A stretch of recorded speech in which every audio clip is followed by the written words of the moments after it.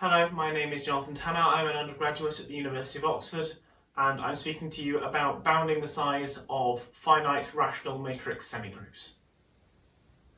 This is a semigroup. So we have a pair of matrices. This is a set called the generators. We multiply them together in all the different possible ways to generate a closed structure we call a semigroup. These can be finite or infinite. An infinite example would be the 1 by 1 matrix 2, which generates all the powers of 2. This example is finite, and in this talk we're going to be focusing on these finite semigroups. If you look at this one, you'll notice we can see that a cubed is going to be a itself, as will b cubed, and we can see that a squared b is going to be the same as b squared a, because both of them are minus ab. And so we can fairly easily see that these are all the matrices we get. As soon as we do ba, we get 0, so anything will be of the form some a's and then some b's. So this is a very simple matrix semigroup, and in this we're going to be focusing on rational elements of matrices. So if we take some generators and generate a semigroup, then we are going to define this thing we call the length. Now the length of an element is the length of the shortest product of generators that is going to get us that element. This then means we can define over an entire semigroup. We can look at the maximum length and try and bound that. We're going to call that a length bound. We also bound just the size of the semigroup, which is the number of elements in that semigroup. It's helpful to note here that length bounds imply size bounds. So that is, if every matrix can be made by a product that is at most some length, we can look at all the possible products of that length, and that gives us a size bound, which is the number of generators raised to the power of our length. An interesting thing about size bounds is that they have to depend on the number of generators. So, for example, we have this semigroup, which is very simple. We take m different generators, and however we multiply them, we always get 0. So we're going to generate a semigroup of size m plus 1. The maximum length here, however, is of the 0 matrix, which has length 2. All the other elements are generators and so have length 1. Now this means, this sort of illustrates the fact that our length bound won't grow with the number of generators.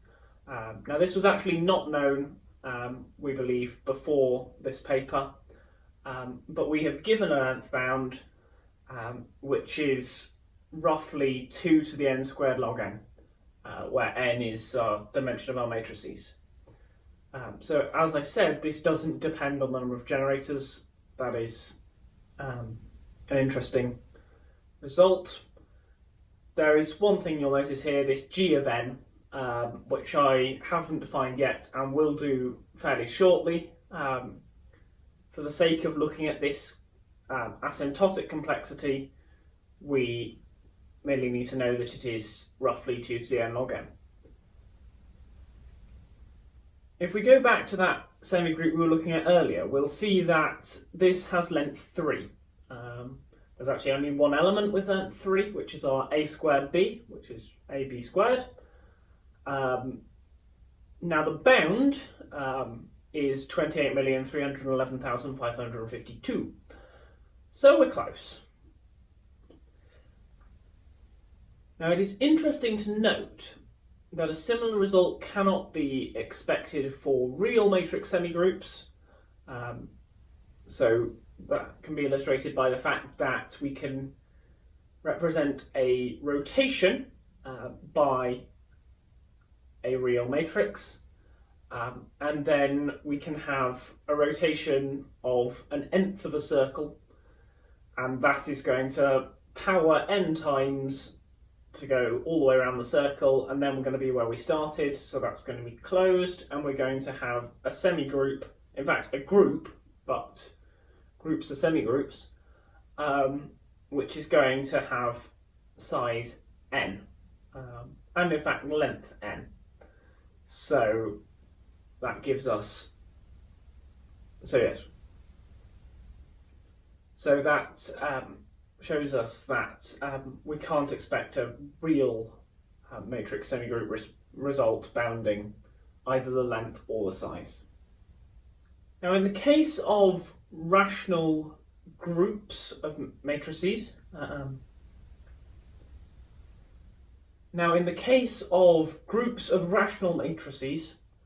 what we can do is we're going to define our g of n, which I mentioned earlier when defining our bound, as the size of the largest finite subgroup of the group of all rational matrices of a given dimension. Now, bounding this is something that has been studied before, so there is an elementary proof that bounds g of n by 2n factorial. Now, Friedland, building on work by Weisweiler, showed that g of n is this 2 to the n factorial for certain large enough n, and then Veit, building on an unpublished article by Weisweiler before his tragic disappearance, showed that we have this 2 to the n factorial for all n apart from those specific n. However, for this talk, I'm mostly going to be focusing on the asymptotic complexity of our bound, and the asymptotic complexity of these is all 2 to the big O of n log n. So we can focus on that, and that's obtained by the elementary proof. Now, so results of bounding the size of finite groups give us an algorithm that lets us decide if a given set of generators generates a finite group. So what we're doing here is we're going to start with our generators. We're going to multiply them together in various different ways, and we're going to keep doing that until either the resulting structure is closed, at which point we know that it's finite because we have it, or we have exceeded the known size bound.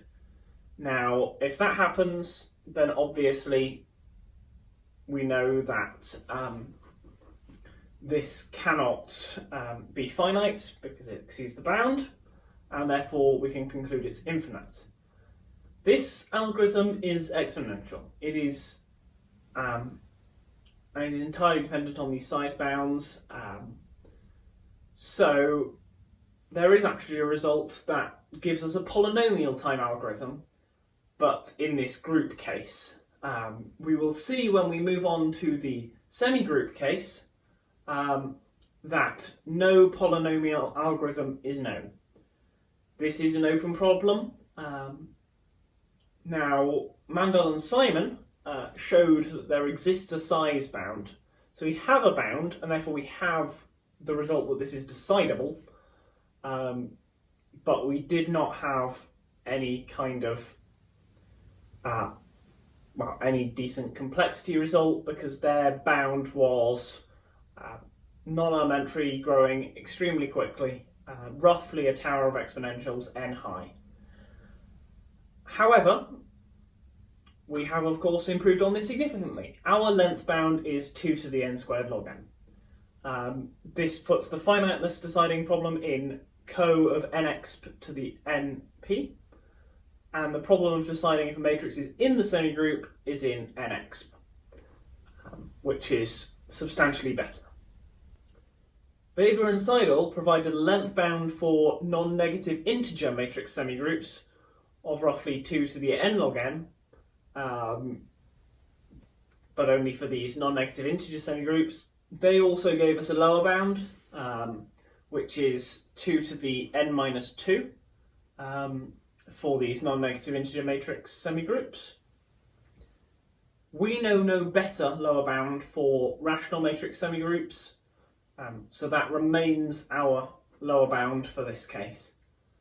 Now, Almeida and Steinberg gave us a bound on the length of the zero matrix. So this is a limited version of the problem, just looking at this one matrix, and they gave us a bound of 2 to the n squared log n. Now this is very, very similar to our result, but only for this one matrix, which is quite remarkable. And then Kiefer and Maskell gave us a bound on the length of the zero matrix in the finite non-negative integer case, which Weber and Seidel have been investigating. It's an open problem if there is a polynomial bound on the length of the zero matrix in our rational case. This is again something we'd be interested in studying. So now if we turn our attention to the actual proof of this, we defined this graph. So this graph has vertices, which are vector spaces, which are the images of the matrices. And we're only at the moment interested in matrices which are the maximum rank of any of the generators. And we're going to define edges labelled with matrices that transform one vector space into another. Notice that the label determines the endpoint, which is quite interesting. You won't have two edges labelled the same going to different endpoints. And we also have this fact that the kernel of the matrix intersects with the start vertex only trivially. Now, this graph is very similar to one defined in that paper, and we use it to prove this result. So if we look at a path through this graph, it's going to be some matrix product, the product of all matrices on all the edges, which gives some matrix in the semigroup which is going to be of our same rank, our maximal rank. Now such a path is going to pass through some SCCs, strongly connected components, that is components of the graph where you can find a path between any two vertices. So we managed to bound the number of these strongly connected components that can appear in any one path. We don't bound them in the whole graph, just in any one path, and that bound is 2 n choose r. Now that's going to be useful because now if we can bound the path within any SCC, we're going to have a bound on the length of the path. So if we take a path within the SCC, now this can be arbitrarily long, it can cycle as many times as we like. So we're going to have to transform it into some equivalent path that generates the same matrix, which is of a bounded length. So what we're going to do is first transform an arbitrary path into some cycles, and then the shortest path to our destination, like this. Now, if we then manage to bound the shortest path between any two vertices, which we can do by a similar result to the SCC one, to get that as n choose r, we're now only interested in the cycles. Now a cycle, you can go around it multiple times, but doing so is going to generate a group, and therefore we know, based on the earlier results, that the number of different matrices generated by going round a cycle multiple times is bounded up by our g of n, and therefore we can limit to only going round the cycle at most g of n times. And this result also extends to multiple cycles. Now, a cycle may still be quite long, and this is still problematic because even though we go round it relatively few times, it can be long. So we're going to transform each cycle by proceeding once along the cycle, like this. So we proceed once along the cycle and then take our shortest path back to our start point. We then take the shortest path back out to the cycle, proceed one more edge along the cycle, and then back. We can repeat this many times to get the whole way around the cycle. And because we know that we've bounded the length of any shortest path, we're going to have a bound for any cyclic path. Well, each of these mini cycles is twice our n-r plus 1, and then we can go round them at most g of n times. So what we've done now is we've transformed our cycle into a shorter one, we bounded the length of the shortest path, and we bounded the number of SCCs. If we apply very similar reasoning with a few added complexities to the lower ranks and put this all together, we get a recurrence relation which we solve to give our final length bound of 2 to the n squared log n. Now this has implications in automata theory to do with weighted automaton. Now a weighted automaton is similar to a non-deterministic finite automaton, but we put weights on the edges. Now then we can construct a mapping from words to rationals, where the rational is the sum of the weights of all the paths from an initial state to an accepting state that are labelled with that given word. We then look at the image of this and ask, is that a finite set? And that question is the boundedness problem. It's been studied before, and Mandel and Simon managed to reduce it to the problem we've been looking at. So we've proved that that is decidable in co-nx to the np. There are some remaining questions.